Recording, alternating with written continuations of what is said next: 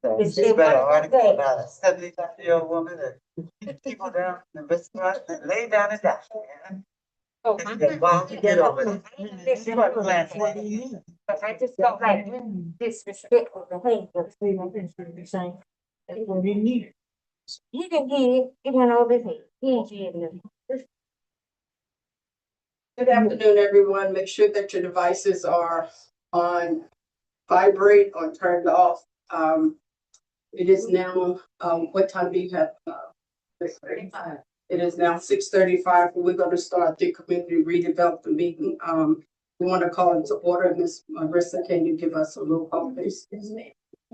Director Williams, Present. Director Knapp, Yes. Director Jordan, Here. Director Randolph, Here. Vice Chair Thomas. Here. Chair Creighton is not here.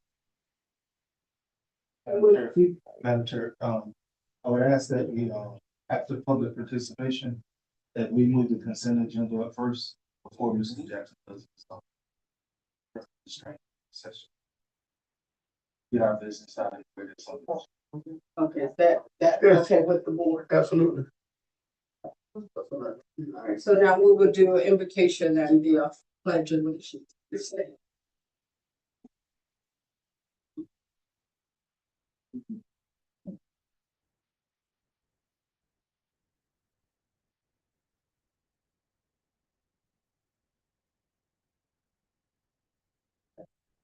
I pledge allegiance to the United States of America and to the republic for which it stands, one nation, under God, indivisible, with liberty and justice.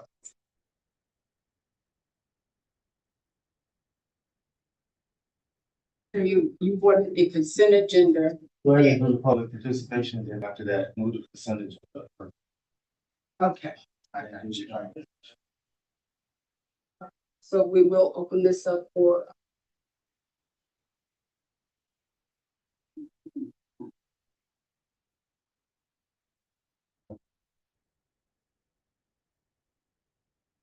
Mr. Burns was presenting tonight. No, it's amended agenda.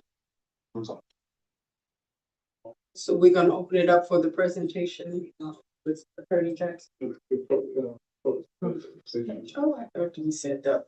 Okay, all right, so we'll open this up for Madam Chair.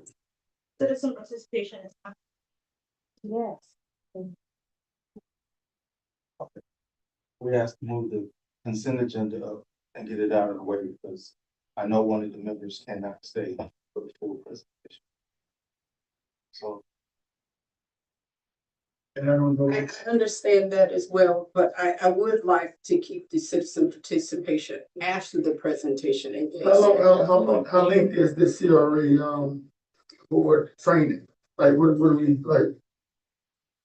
Anticipating the time frame for that? Because I know it's going to be participation and I don't want to get too lengthy because I don't want to be here all night like we normally are talking about things that Okay. Well, then let's go ahead and start with if it's okay with everyone. I'd rather do the presentation now. How many public participation do we have? Just 2.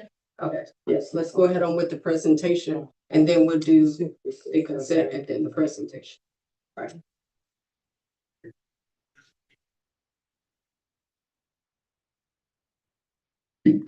Good board members, I was asked to, and I think it's always important to go through board training just to update the board on certain things and have a refreshing reminder, and also for the board members just outline what their obligations, what community redevelopment agencies are, how they came about it, things of that nature.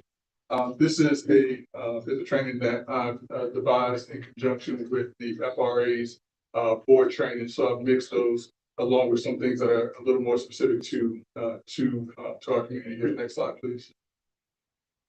So we're going to talk about the top redevelopment practices, and those top redevelopment practices. I'm not going to read everything. You see that there, and I think you have a copy of the presentation. But just to highlight on a couple of things, let the experts be the experts. CRA's public profit is healthy, legal, and is measurable over the CRA's lifespan, meaning that if you are doing things that are good for the community, then you should be able to measure those things. Government does not create increment revenue, the private sector does. That's important to understand and note. And also, if the city or county is already doing it, than the CRA probably should. Next slide, please. So Chapter 163, Part 3 came about in 1969 when the Florida legislators saw fit to address slum and blight in underserved communities. Some of the things that it was looking to do was to address slum and blight that was injurious to residents of the state's public health, safety, morals, and welfare, to address the spread of disease and crime, also to address areas that were endangered as a focal center of disease, that was promoting juvenile delinquency, as well as consuming excessive revenue because of extra police, fire, accident, hospitalization, and other services. So as you see here, there is an aspect of community development agency that is also set aside for community policing innovation. And so that's why CRAs were set up to address these things that they felt promoted or led to slum and blight in underserved communities. Next slide, please. So what is a community redevelopment agency? A community redevelopment agency, what is community redevelopment? It's undertaking the activities of projects in the community redevelopment agency for the elimination and prevention of the development and spread of slum and blight. We just talked about that. Also to reduce or the reduction or prevention of crime. We talked about that. This is also interesting because this is something that this agency is starting to get more so into, the provision of affordable housing, whether for rent or for sale, to residents of low or moderate income, including the elderly, and may include, and it talks about the clearance of slum development, rehabilitation and revitalization, rehabilitation or conservation in the community redevelopment agency, and a combination of any of those things. I wanted to point out is with this agency, what has been talked about is affordable housing and attainable housing. If we look at the definition of what the community redevelopment agency is looking to do, that would fit into the affordable low or moderate income housing that the community redevelopment agencies are looking to address in order to address slum and blight in underserved communities. Next slide, please. For the record, Chair Cringe, just. Now, what is a CRA? And I think that this is important because we've had a lot of discussion about community redevelopment agencies. And what it talks about is that community redevelopment agencies are dependent special districts. And I wanted to take just a few moments to read the Florida definition of a dependent special district. A dependent special district means a special district that meets at least one of the following criteria. The membership or its governing body is identical to that of the governing body of a single county or a single municipality. Members of all its governing body are appointed by the governing body of a single county or single municipality. So if this was a board made up of individuals that were appointed as opposed to the governing body of the taxing authority, then that would address this. C, during their unexpired term, members of the special district's governing body are subject to removal at will by the governing body or of a single county or a single municipality. In other words, if you all had appointed someone, they could be removed at will. That's what makes it a dependent special district. Or the district has a budget that requires approval through an affirmative vote or can be vetoed by the governing body of a single county or a single municipality. And so our CRA meets this based on A and D of this, in that the membership of its governing body is identical to that of the governing body of a single county or a single municipality. Now, here's the thing that's very interesting. And this is where we talk about this being a separate and distinct legal entity, even though it is a dependent agency. The statute tells us that this subsection is for the purpose of definition only. Nothing in this subsection confers additional authority upon local governments not otherwise authorized by the provisions of the special acts or general acts of local application creating each special district as amended. So in other words, because the CRA is a dependent district does not mean that it is under the authority of anyone, because the Florida statute dictates, which is the next point here in 163.3561, that the CRA is a separate and distinct legal entity from the governing body. So when you hear people say that, well, it's a distinct, that it is a dependent special district, and so the town is still over, that is not a correct statement. And that's what the statute says here in 189.02 D, as well as what 163 tells us. The other thing, as we know, the appointed board members, it can be up to 9 members on a CRA, 5 to 9 members. The terms are 4 years for those individuals who are appointed. The governing body as a CRA board. You can have the governing body as a CRA board as we have here, as well as 2 appointed members. 1 community redevelopment agency per jurisdiction. 1 CRA may have multiple CRA areas. So if this was broken up into different areas, you can have different areas within the CRA, but we don't have that issue here because the whole town is a CRA. And areas have separate trust fund, accounting uses and plans. So in other words, if you have separate districts or separate CRAs within the CRA district, then they would have separate accounting mechanisms there. Next slide, please. So how do CRAs redevelop communities? CRAs may contract, they may disseminate slum clearance and redevelopment information. They may acquire, improve, hold, clear, prepare, and dispose of property at fair value, excuse me. They may demolish buildings and improvements. They may, and this is something that we talk about. So just as long as it's not in your capital improvements plan, the CRA can install streets, utilities, parks, playgrounds, major hotel, public areas. That's not really an issue here. But there's a lot that CRAs can do, as we see from the statutory provisions of what it's laid out to do. They may also repair and rehabilitate buildings and other improvements, plan, survey, appraise, study, zone, rezone, close, and vacate. And they may develop, implement community policing innovations, as I've indicated. Next slide, please. How do CRAs develop communities? They do that by mortgage pledge, and well as encumber or dispose of real property. That's one way that they can develop communities. They may insure or provide insurance or other for any county, or city, real or personal property. They may solicit requests for proposals for real parcel redevelopment. They may also invest reserve CRA funds. They may also, as we're talking about in the workshop, they may borrow money and apply for and accept advances, loans, grants, contributions, and other forms of assistance. They may plan voluntary or repair and rehabilitation of buildings and improvements, and they may plan enforcement of state and local land use and occupancy laws, codes, and regulations. So these are the things that are used in order to redevelop communities.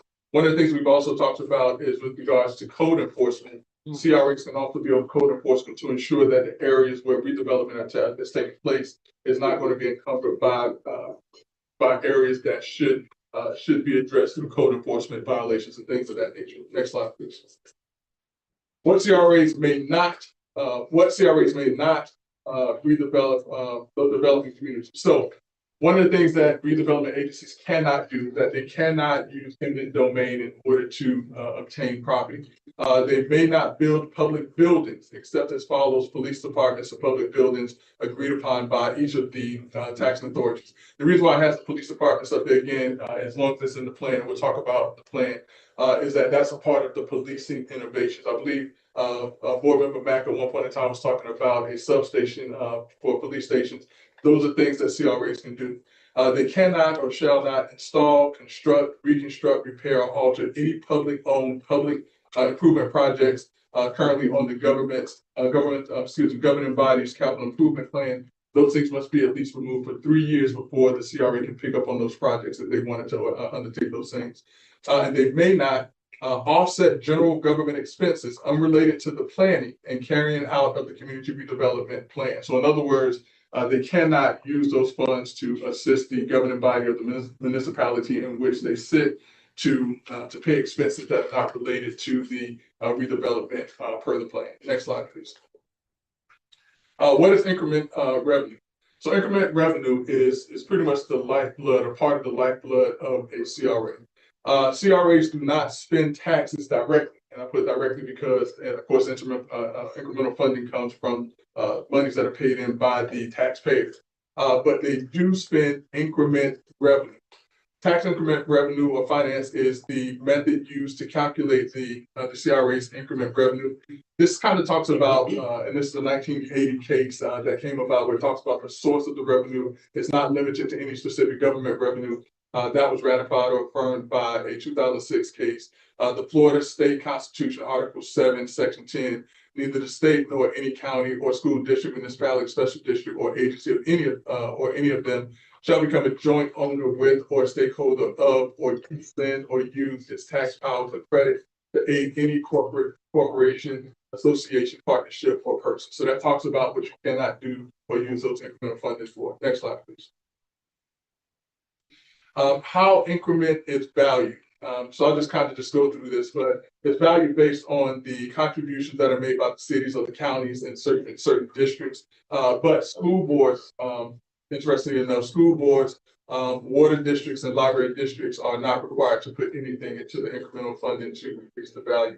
It's also based on the base year that the increment was started. On average, taxable property value increases from year to year of creation. That adds to the value of incremental funding. And so, in other words, if you're doing things to increase the tax base through housing projects or through other projects, that's going to be used to help to increase the value or be used to value the incremental funding. It may include sales taxes, utility fees, donations, loans. We talked a little bit about the loans.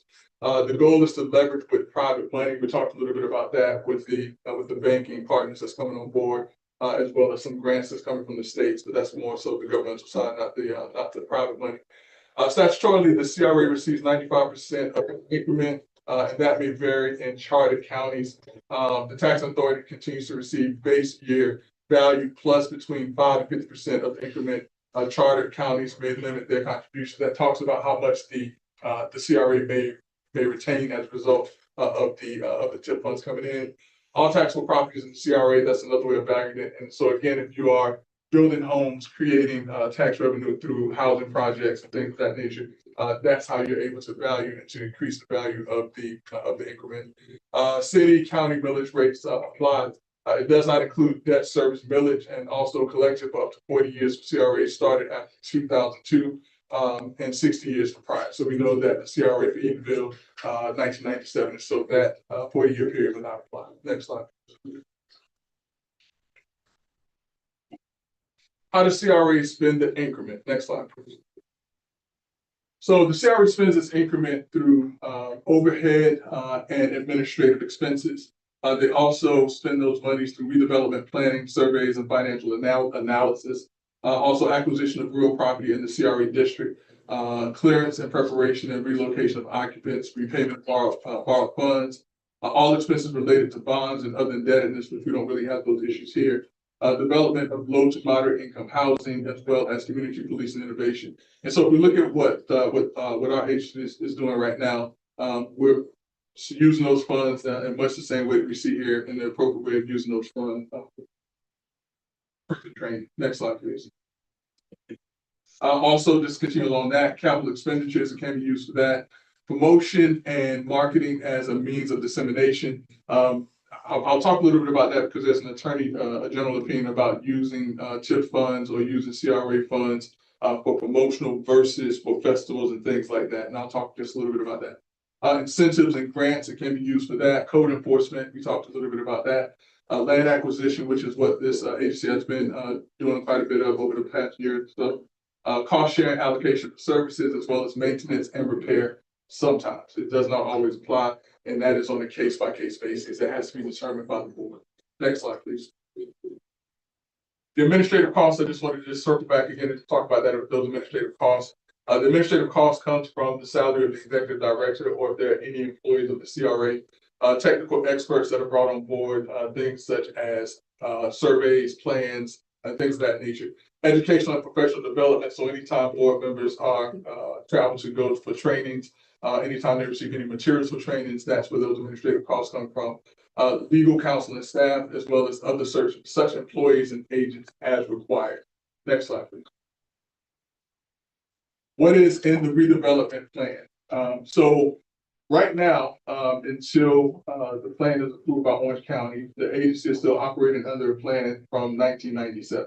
And so all of the things that are noted in the 1997 plan is what this agency is bound by. So even if the statute allows otherwise, if it's not in the plan, this agency cannot do what is not inside of the plan. So we have to be very careful about the projects that are undertaken with regards to the CRA. Now, there are some places where the statute, where the plan is a bit broad or a bit vague. And we talked about those things, and I pointed out those things. And so when the statute, when the plan is not speaking directly on point as to certain items, that's when this board has to look at it make a determination if it's something that it can do, obviously with the guidance of myself and looking at the statute and making sure that you're staying within the constructs of the plan as well as what the statutory provision allows. But the redevelopment plan has to have a legal description, land use and geography, basically saying what is the CRA area, what is that district, neighborhood impact and housing plan that was done. Public fund projects talks about that, safeguards, things that work that are carried out pursuant to the plan. So it has to be something in the plan that says how you're going to continue to do those things as safeguards. Retention of land controls, reallocation of existing residents, but that's not really the case here. Housing remedies if housing is planned, statement of project costs, time certain for redevelopment, and bond exemptions for CRAs prior to 1980. Next slide. Recommendations to CRA leadership, always do your homework, but also trust your staff. The part of trusting your staff is to make sure that your CRA staff is trained so that you can trust them. So make sure that anytime the CRA staff has the opportunity to go for training, FRA, or if there are any other third parties that are providing training to CRAs, that they're there getting that education. Sometimes banking institutions will have trainings or will have some seminars so that you can get information about opportunities that are available to your area. So those are things that you want them to do and that you want to encourage them to do. Seek input from citizens, businesses, as well as building consensus. So those things that help to build consensus. Adopt a shared, clear vision and commit to it. No mission drift. So in other words, when you have set out what this agency is going to do, that you make sure that you continue to move forward with what the agency is going to do and that you don't drift from that mission. Get out of the way, steer, don't roll. Now, this is an FRA phrase. I don't want y'all to think that I put this in here, but what this is basically saying is that you want to allow the administrative portion of the CRA to do the administrative things, that you steer them as to where it is that you want to go, and then allow them to grow and do the job or to do the projects that you have approved them to do or that you have set out for them to do. Work for redevelopment success. Success leads to respect. So ensure that the projects that you're doing, that you have a clear path to success. And when you talk about those things, when you talk to the residents and the citizens about the work that the CRA is doing, that they have respect for the work that this agency is doing. Philosophically, the city, county opposite to CRAs, switch hats and seats. That's kind of what we're talking about. So when you have the governing body that also sits as a CRA, make sure that everyone understands that they're philosophically different agencies, and that you want to make sure that when you're talking on the CRA side, that you're talking CRA business. When you're talking on town side, you're talking town business. So switch hats and seats. Next slide, please. CRA reporting, this is kind of talks about the way and the places where what CRAs are required to report. That's more so an issue for the executive director and the CRA staff. They ensure that all of these things are done. I won't spend a whole lot of time on that, but this is where the reporting is done. Next slide, please. Building consensus, again, we talked about using experts and professionals, develop innovative and creative ways to gather opinions. Did you understand what they just said? CRAs are unlike anything else in Florida, complicated and unique, ask questions. You still have people who disagree even as to the dependent nature of this agency, the distinct and separate status of this agency. CRAs are complicated. They really truly are. So you have to ask questions if you don't understand something. Just be sure to ask. I'm always available and be more than happy to ask if you ever have any other questions. FRA is a good resource as well. You can overthink things, time is everything, have staff to pull me back. In other words, if you start to get into the weeds a little bit, allow staff to guide you back as to where it is that the measurables or where the mission drift does not take place. Easy and clear measures, progress, and success. And again, as I was saying, you want to make sure that you have those things in place to show that your projects are successful, and how you make sure that those projects are successful. The KISS, keep it simple, stupid, is one of the things that they suggest. Implement simple, effective communication systems for CRA reports and activities. Know what you're talking about. Next slide. Areas of concern for CRAs. Ask your CRA legal counsel, but again, FRA is another good source. Some of y'all also have some relationships with other CRAs. You may want to ask other executive directors or other members of boards and just kind of talk about what they're doing. I get calls from other CRAs quite often about how to do certain things, because they have questions. And so, while I would recommend and suggest that if it's something dealing with the agency, that you talk to myself first, but you're not limited to me. I would not tell anyone just to go off of me, but understand that everything that I do, if you see, I go by statutory provisions, the bylaws and everything in the black letter law. But the ways, some of the areas of concern, marketing, direct funding events, and that comes from a AGFD from 2010. That's what we talked about. That there's a difference between using CRA funds for the promotion of things that are disseminated within the area, as opposed to giving money directly to organizations to give festivals and things of that nature. So nonprofits should not be getting money from CRAs. But if you're using those monies to promote some program within the CRA and it goes to an event that a nonprofit is doing, that is appropriate. But to just give money to a nonprofit or any other organization just to give it to them is not appropriate. And again, I have that. If anyone wants to see the OAGFP, and I didn't make a lot of copies. I don't know if I want, but I can make you a copy and send this to you as well. Funded nonprofits, that goes along with the same AGFP that we talked about. Substitution of CRA funds for city or county duties, projects done previously by them. They cannot be used for general operating expenses of the governing body, lacking any connection with the CRA specific activities or undertakings. Talk about that again, but that is a concern of CRAs that sometimes the town or the county may take those monies and they may use them for things that are not within the plan, and we have to guard against those things being done. Maintenance and repair of CRA projects, is it in your plan? Again, if it's not in the plan, you should not be doing it. Community police and innovation, details. It's imperative to distinguish the expenditures for policing incurred by the CRA from the general operating expenses of the city. Reimbursement of city, county expenses, that comes from the Auditor General's opinion, so you can't do those things. Public records, I just kind of threw that in there. With regards to public records, make sure that we all understand that anytime that you're sitting here, as with any board or governing body or any municipal board, if you bring anything, if you refer to send texts or send emails while you're in that capacity, that is subject to public records. If you use even your personal device for CRA business, that is subject to public records. What the courts have determined, what the courts have said, is that it's not the ownership of the device; it's the information that's contained on the device that is a public record. So even if it's on your private device, if they ask you for it and it's there, you have to produce it. You have to provide that. Also, sunshine compliance. I sent out an email today because there was an email that came out to the entire board. I know this board understands, but I just want to also stress again that anytime the email comes to the entire board, if you all are not BCC, it's not the person who sends the email. It's the person who replies to the email that violates sunshine. So that's why when I saw that there was an email sent to everyone, I just said, even if you think that you're just responding to the person that sent the email, don't respond at all, because you may inadvertently hit reply all and not even think about it. And now all of a sudden, an email that's been sent, now you're sending an email out to all board members, and that's be a sunshine violation. Other things also, there's such thing as a person being a conduit to decisions that are made by this board or any governmental body. And basically what that is that if someone comes to you and talks to you about matters that are to be voted on by this board, and you may not know, but that person may have gone and spoke to someone else about that same issue, and they're asking you to make a certain vote. And if you agree to make that vote after they've spoken to someone else, and that person is considered to be a conduit.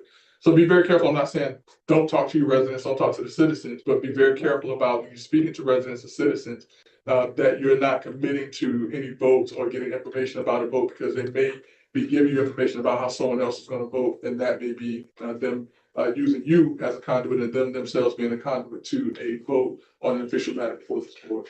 Next slide, please.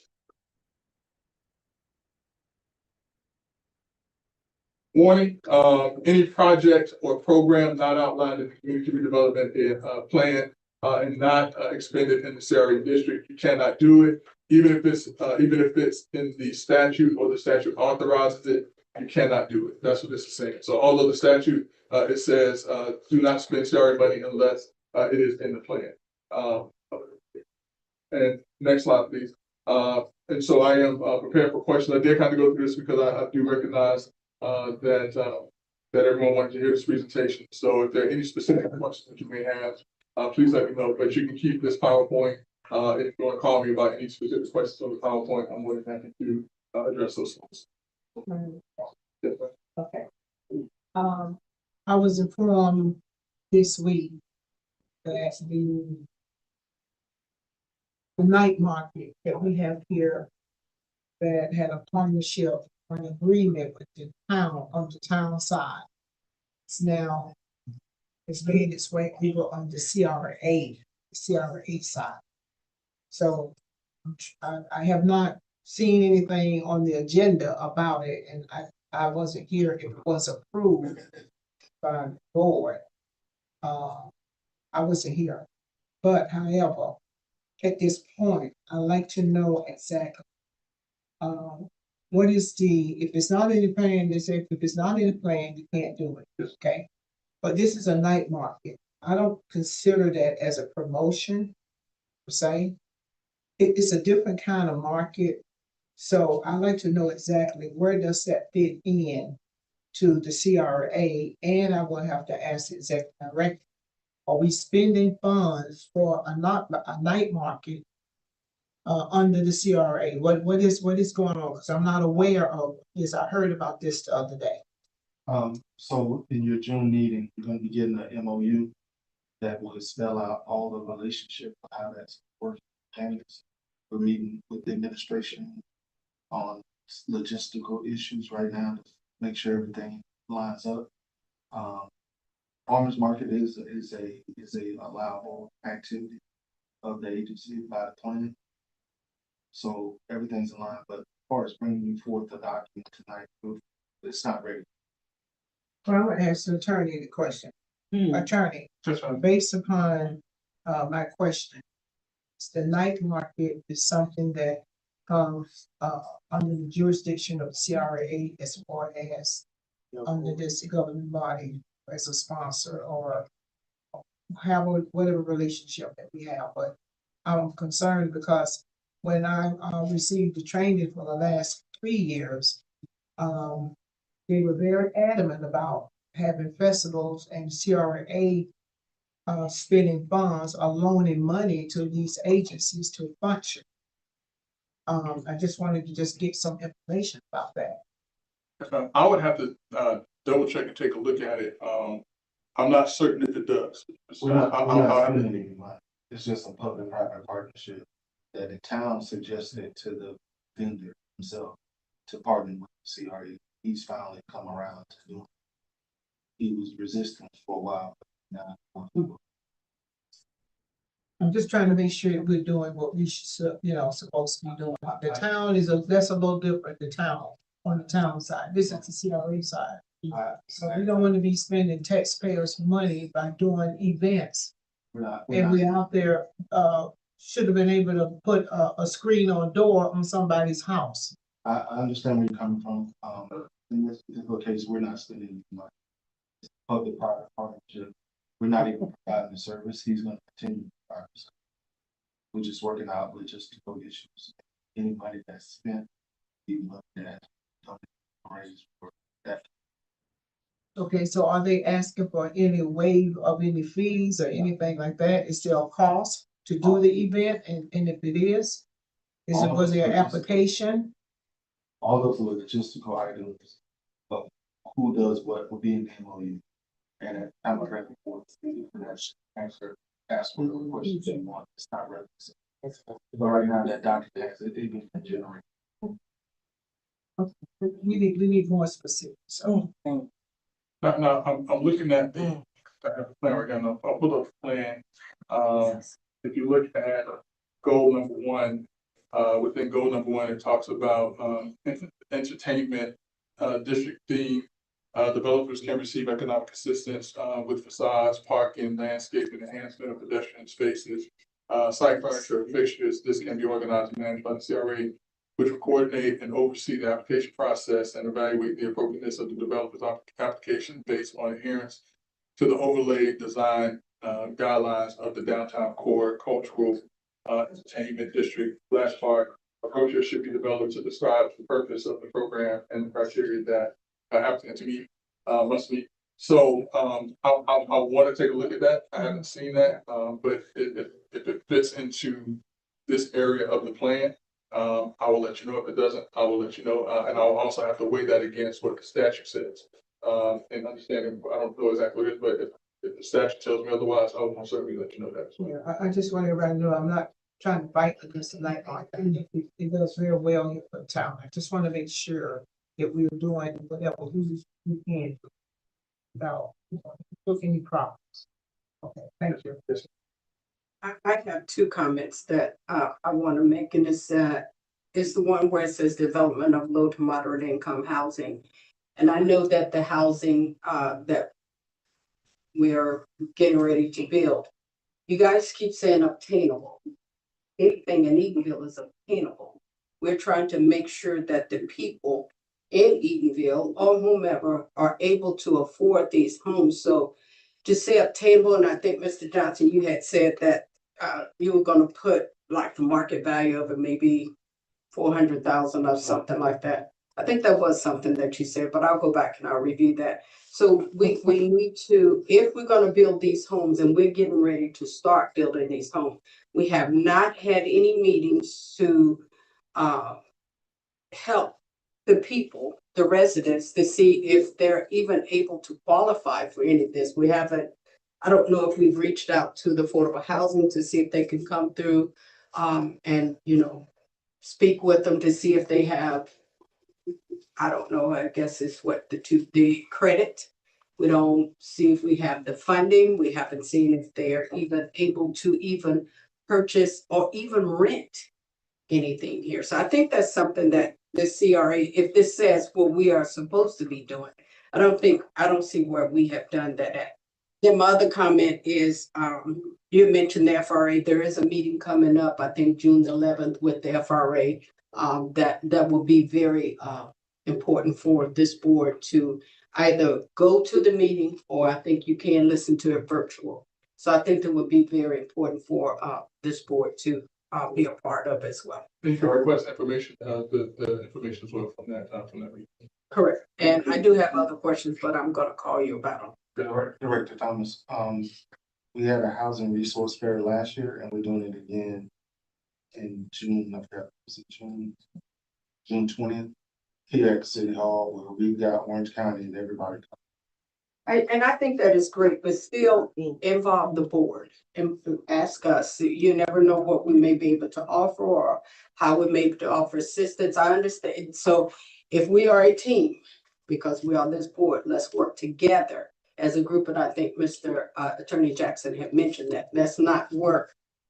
I'm gonna do. It's a board issue. So let's work together. You can give me a call. I'll help you, but just I know you guys have already had it planned, but let's work together to try to make sure that the residents are aware of this. And instead of having it, and not everybody look at Facebook, not everybody do social media, how are we gonna get this out to every resident to make sure they are aware that this is going on? Director Williams, Mac. Absolutely. Brittany. Yeah, true, Brittany. I'm not judging because you be clear cool I about do, exactly. No, I have no comments. Thank you. I've been to this one times now. Well, if there's no questions on that, we will move on to the next item, which will be citizens participation. Our first citizen participant is Ms. Joyce Harvey.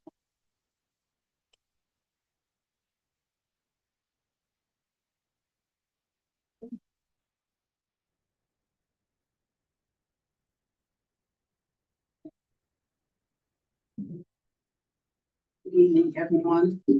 I'd like to talk to you about misdirection. In the last council meeting, everybody was in an uproar about impact fees, which Cliff Shepard has been talking about for 3 years that I've been here. And about 4 months ago, he actually screamed, impact fees.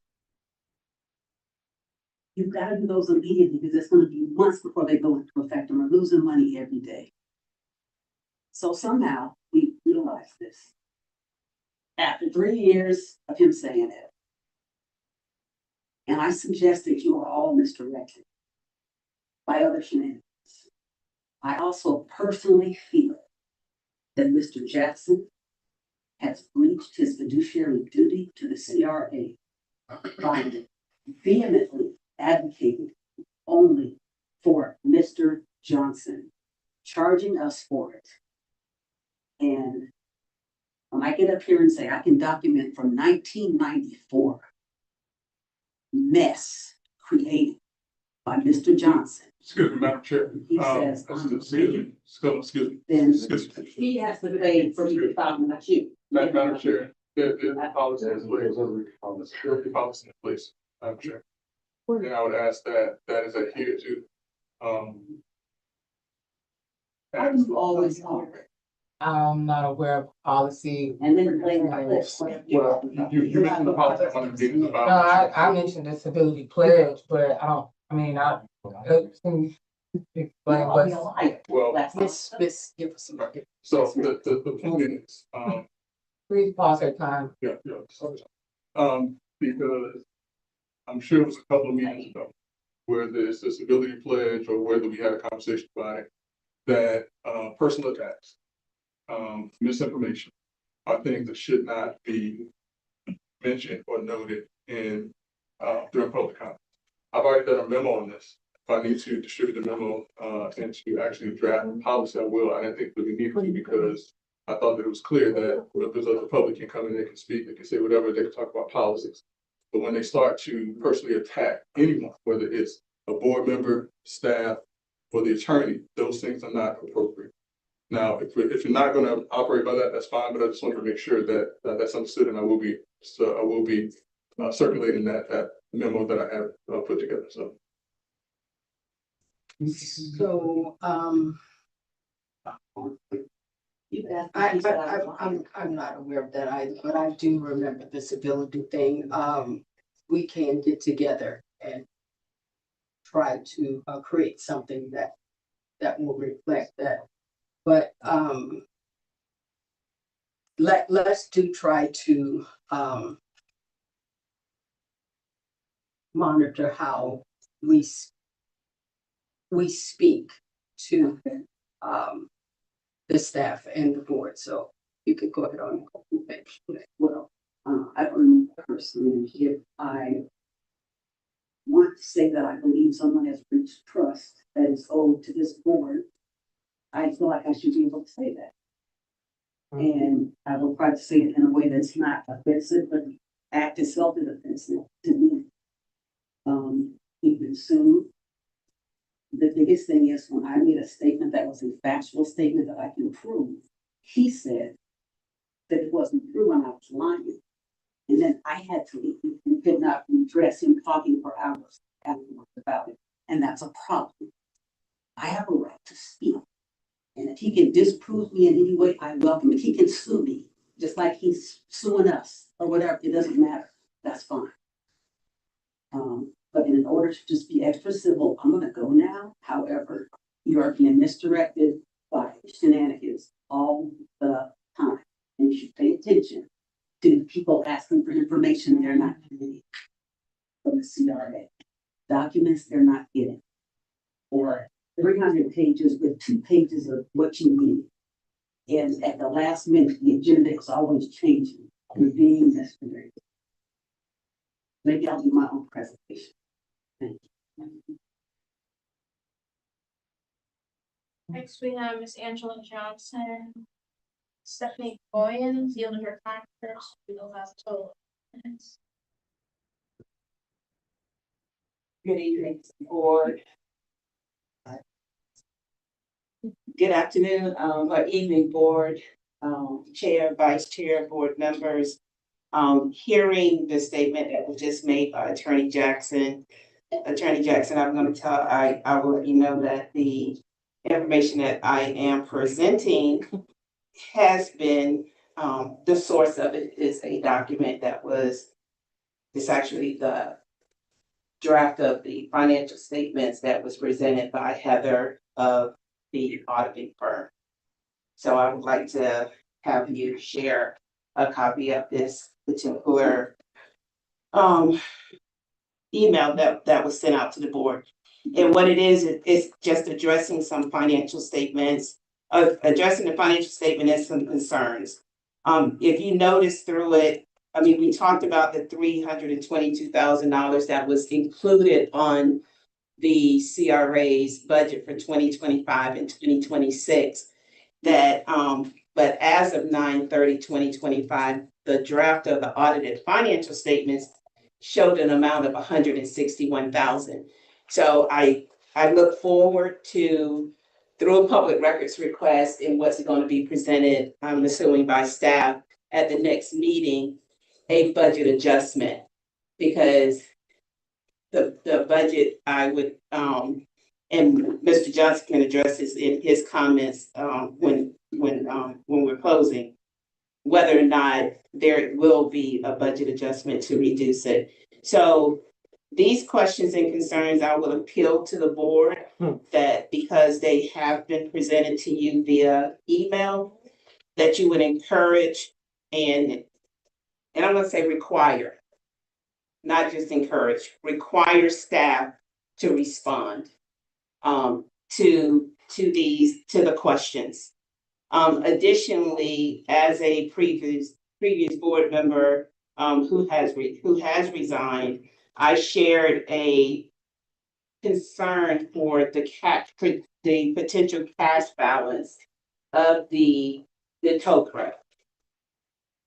Again, my expectation tonight for the presentation from staff during the workshop was that there was going to be discussion of where are we with our cash position, taking in consideration the projects that have been presented by the executive director and staff, doing a cash flow projection for them for the executive director and his staff to let us know whether or not we are facing a potential cash flow problem, meaning running out of cash within the next couple of months, depending upon the projects that will be worked through. And the one that I referenced specifically was, if we're looking at the old Club Eaton project, there's a contract to purchase that project for that property for $500,000. And Mr. Johnson mentioned that he had met with United Arts. So if he could please share with the board, did United Arts make a commitment of $300,000 toward that purchase, which would help with the cash balance for the agency? So I would encourage, I appeal to you all to please have staff come with, here's where we are with cash today, based upon the projects that we have, where are we headed over the next 6 to 9 months? Because we may have a problem. And I also was anticipating that, because the documents that have been provided in previous months, financial presentations by staff, it included the statement of revenues and expenditures, which included the detail of who checks were paid for and what general ledger account numbers they were recorded to. And I mentioned that there were payments to the same vendor on separate line items, meaning a check to Attorney Jackson was recorded on professional services 1 month. Another month it was down in, and I can share, and I do not have a problem sharing, I do not have a problem partnering with the agency, but payments were recorded, the second time it was recorded on contractual services. So in order for you as the board, one of you asked earlier about where we budget to actual. In order to know where you are, it appears that the financials need to be cleaned up.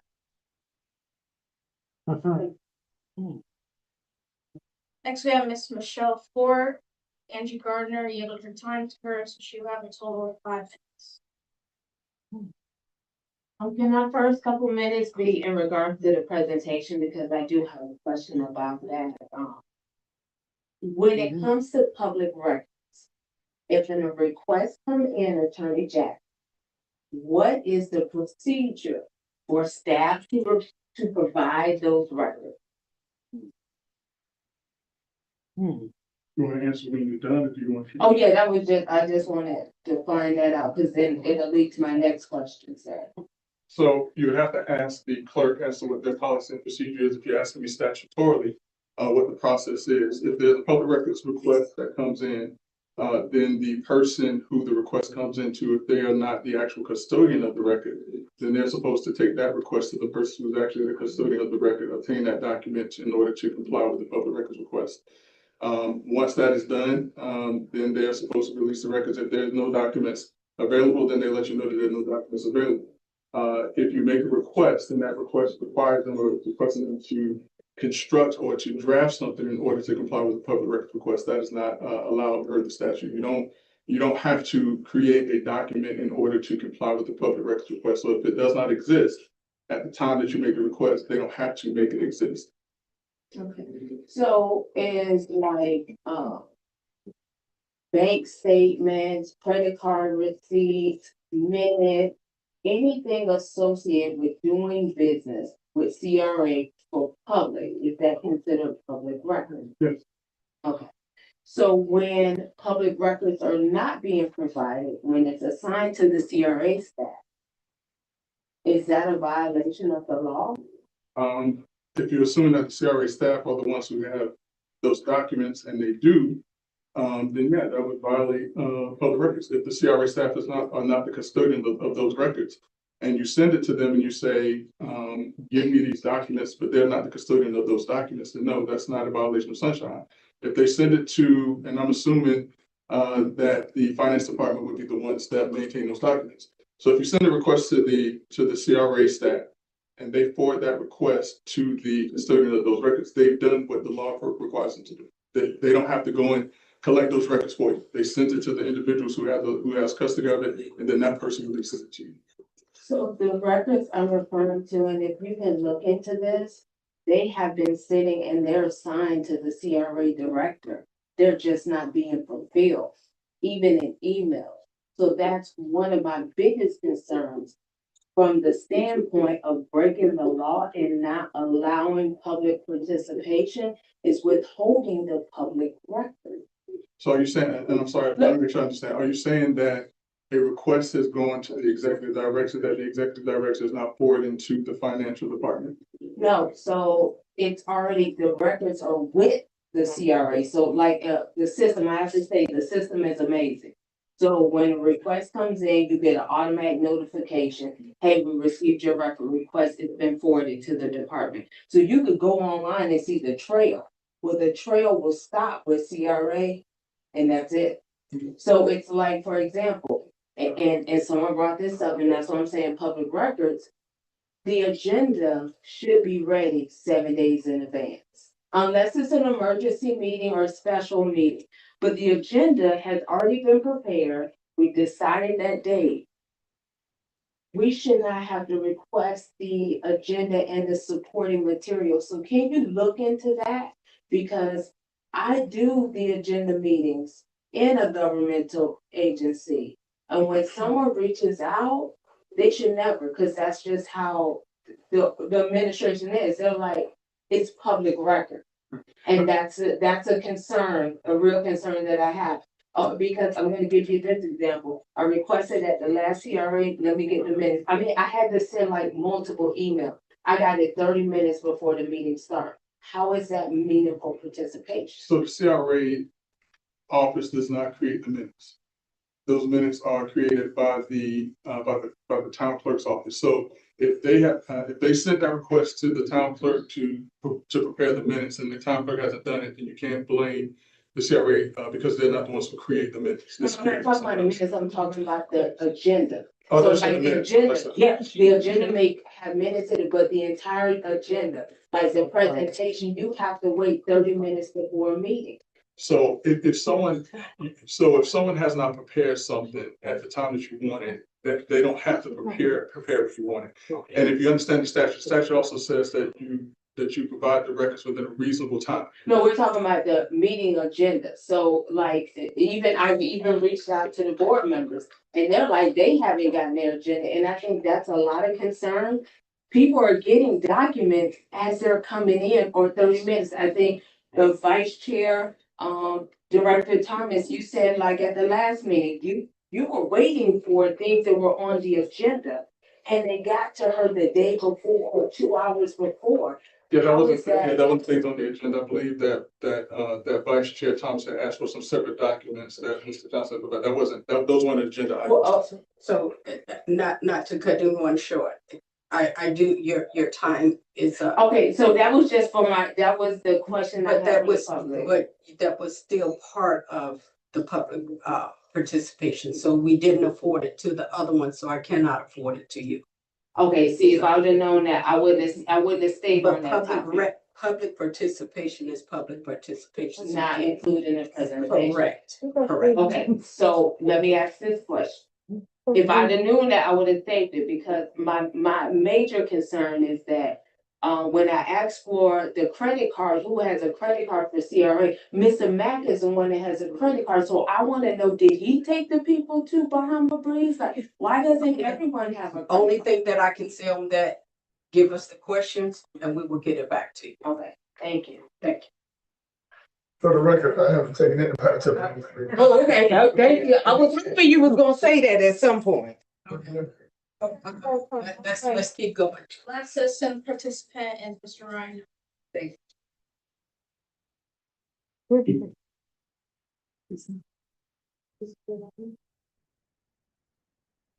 I'm about balls and strikes, so let me jump in, Ms. Ford, really quickly there. 286 for at least the agenda items only has to be a properly noticed meeting. The contents thereof and the details are nice to have, not a statutory requirement.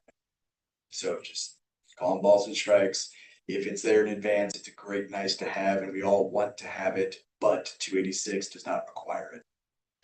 But I do want to kind of talk on the presentation, namely, first point, plan amendment authority. During the training and the presentation, you guys were told repeatedly that if a project is not in the redevelopment plan, it cannot be done, even if the statute authorizes it.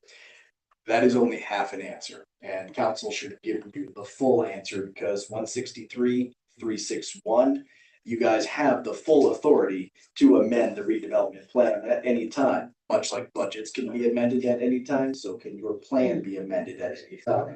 163-361, you can look it up. The option was not mentioned tonight. Point number 2, personal devices. If a records request comes in on a personal device that was used for CRA business, the record must be produced. That is 100% accurate. So if you have used any of your personal devices to produce a record, that record must be produced if a record request is asked for. Half truth, the device does not need to be produced. The record needs to be produced. So know your rights. You do not have to surrender your phone or your computer, whatever you've done, your pigeon, I don't know. The record must be produced, not the device. And then lastly, there was a lot of talk about housing as kind of the primary focus of the presentation, guys. I want to note that is part of what they do. And under 163, the mission of the agency here is the elimination of slum and blight, as what was discussed, and broad community redevelopment. Housing is one tool among many: streets, utilities, parks, etc., heritage, cultural projects, infrastructure. All of these are eligible CRA activities, not just housing. And so again, putting a primary focus into just housing projects makes it seem like that is the primary goal of the CRA. And if that's what you guys only want to focus on, I'm sorry, that's a failure. That should be a side quest, because there are many broad sweeping things that need to be done in and throughout the town. So this community deserves the full picture of what you guys can do. Thank you. Madam Chair, may I respond, please? Doing more discussion. So now we want to move to this consent agenda. On the consent agenda, we have the approval of resolution CRA 2026-15, Board of Directors Emergency Meeting Minutes, as well as the approval of resolution CRAR 2026-16, Board of Director Meeting Minutes for April 16, 2026. So I want to make a motion that we approve these two resolutions. Second. So it's been approved second, so we take a vote. All in favor, say aye. Aye. Any opposed? So it has been approved. So now we will move to board discussion. So the attorney Jackson. Thank you, I appreciate it. Maybe it's my Tallahassee accent, and I apologize for that, because sometimes people don't understand what I'm saying. So let me just make this clear once again.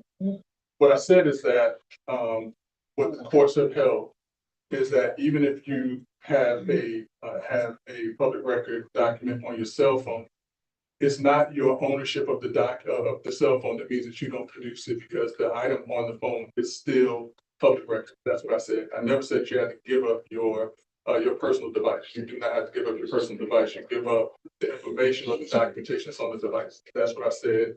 I'm fairly certain I thought I was clear on that, but perhaps I wasn't. There was also a misstatement. And I understand that people like to review statutes and they like to report to understand what statutes say. And that is our anyone that wants to understand and tries to understand this stuff, God bless them. But it takes years to understand and to interpret what's in a statutory provision. It takes actually drafting statutory provisions and working on task force of individuals who draft statutory provisions to understand what those things are.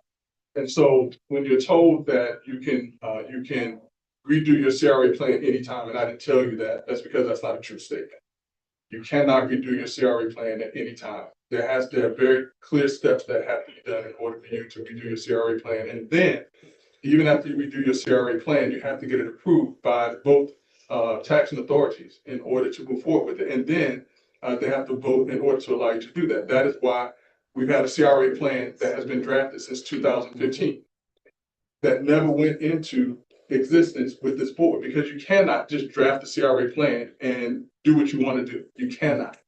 That's why you have a CRA plan that has been developed, that is with Orange County right now and waiting to be approved.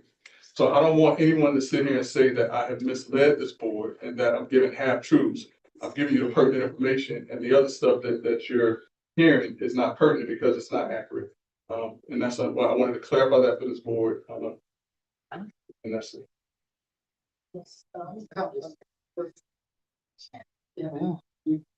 No, So now we want to move to staff reports. Mr. Williams. Staff. Oh, staff, okay. Because that was So board that was- discussion. Okay, we didn't actually have a board discussion. So then, yeah, and then the. So did you have an actual report? No, I did the presentation. That was my. Yeah, that's okay, my- sorry, okay. So that board reports, Mr. Williams said, Ms. Mack. No report. Thank y'all for coming out. Ms. Brown. Oh, yeah, I do have a concern, earlier in the workshop, which I think is something that we need to think about. And this is, about the payroll issue. Rather than trying to prolong this to a certain time, maybe at the end of the fiscal year, the beginning of the fiscal year. Because it's so complicated with monies going backwards and forward, town owes CRA owes the town and all this payroll issue. I think we need to move forward and get on payroll. At least if we could, I don't know what your turnaround time in order to try to get the process, because you only have 4 employees. We're just, it's a little bit more intense paperwork than just, you got 4 employees that you ask to do. They send us a packet that we have to fill out. And once you fill out all that information, which is pretty intensive, then you give it to them, then they can do a quote. So once they quote us the price, I'll bring that quote to the board, and if you agree with it, we'll move forward. But it has to be ultimately approved by the board to do that, because they're gonna charge us the price. And that's a contract relationship, so it needs to come to the board. Okay, with the urgency, I think we need to be a little bit more aggressive about this. If we can have this up and going within 30 days. I would assume we can have by the June meeting, maybe. That's up to how fast they work to give us the quote to break forward. If not, we can always convene a special session to address it once I get there. I'd like to see it within 30 days, That's all. please. Yes, Get this going. yes. Madam Vice Chair, with all due respect, I do have a comment. Okay. I did request, Ms. Bradshaw, please, if we can have those documents, yes, ma'am, I'd appreciate it. That is in terms of the budget, we got a statement, okay. Well, I have the information, but I think I needed to share some additional information as well, because there's a concern about the financial standing of the CRA. So on the break, prior to the break, I found my sticky note with the statement, but I wanted to verify it. So I went in and went into the TD e-treasurer account. And so as of 6:30 p.m., the balance in the CRA account is $453,660.36. That's 453,660.36. Thank you. Are we able to get a copy of that?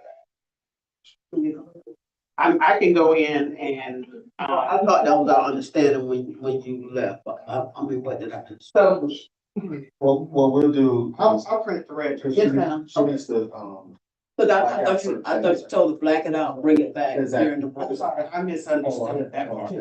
Okay, all right.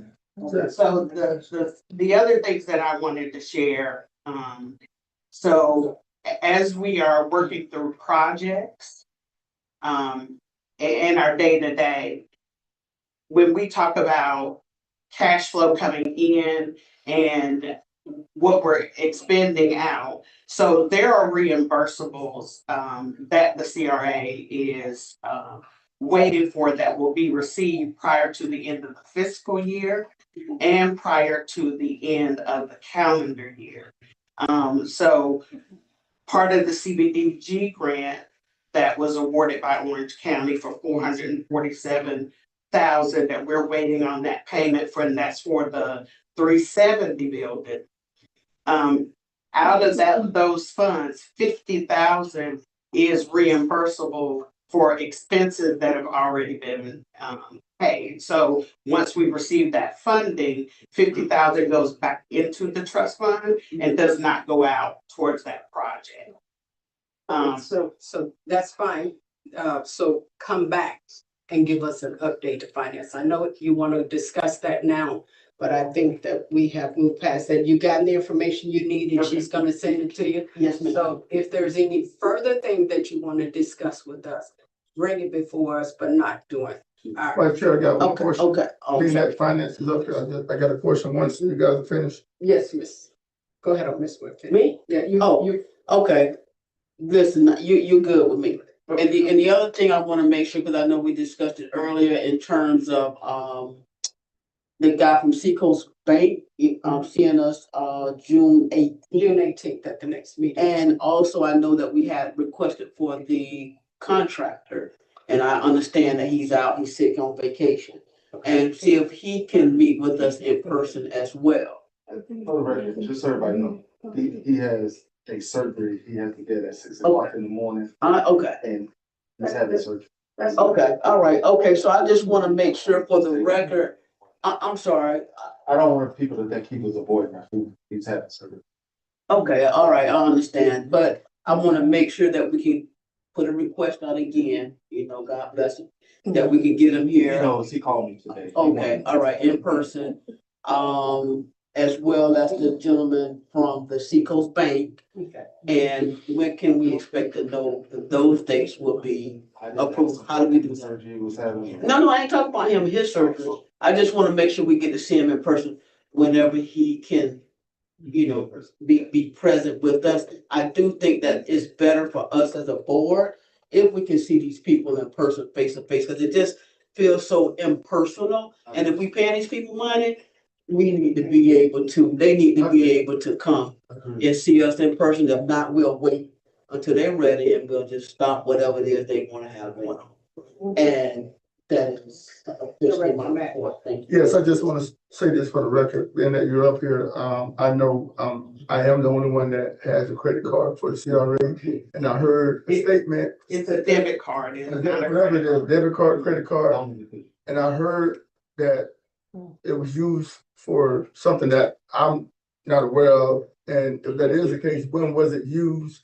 Because I know for a fact that I didn't use it, for the record, in the public forum, to let people know that I'm not the one that used any credit card, whether it's the Bahamas or wherever it was. So whatever dates those are, I definitely need to know.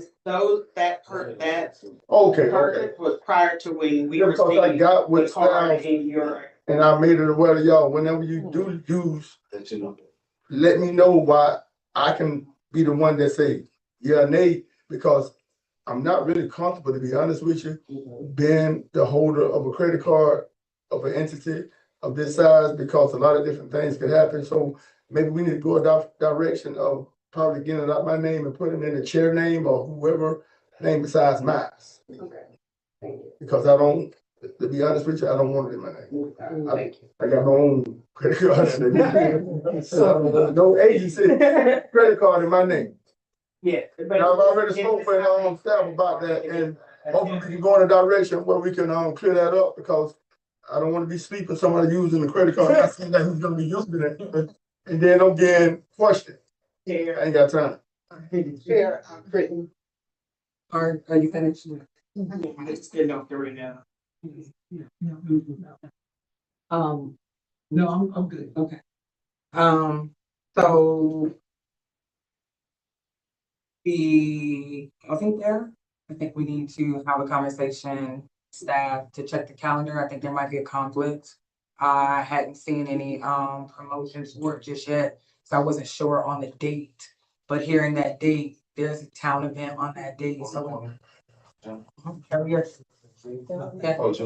Yeah, so we should probably check into that. Also, Director Randolph made mention about payroll. That's probably another conversation we need to have with legal as well as with the town, considering that per the bylaws, CRA employees minus the executive director are actually town employees. So it makes perfect sense that they are on the town side of the payroll. So for the sake of honoring Director Randolph's request, let's see if within the next week we can have a conversation to see what that looks like. And then former Director Angela Johnson, thank you very much for your service and your contribution to this board. That's my board. I just want to thank everyone for coming. I do have a lot of questions, but I think my questions are to Attorney Jackson and to Ms. Johnson. So thank you all for coming. Motion to adjourn. So moved. All in favor? And we are adjourned.